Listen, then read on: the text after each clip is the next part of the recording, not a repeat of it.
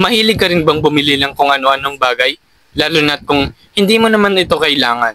Nakasulat nga sa unang chapter ng Diary of Pulubi ni Chinkitan na shopping now, pulubi later. Madalas nating sabihin na, oy may sale kasi, kaya bumibili na ako para sa future. Naka-discount kasi kaya ginrab ko na. Limited offer lang kasi yon kaya ginrab ko na. Minsan kasi hindi natin naiisip na hindi naman pala natin kailangan ng bagay na yon at naiisip na lamang natin ng bagay na yon kapag nabili na natin yon at tumagal na nga sa atin yon.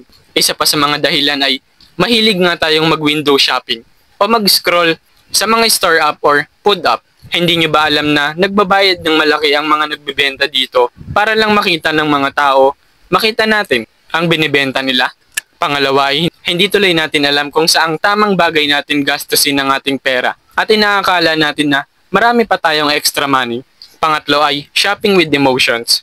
Siguradong ganito nga ang iba sa atin. Nagpapadala tayo sa ating emosyon at minsan ay hindi natin naiisip na kung kailangan nga ba talaga natin ito.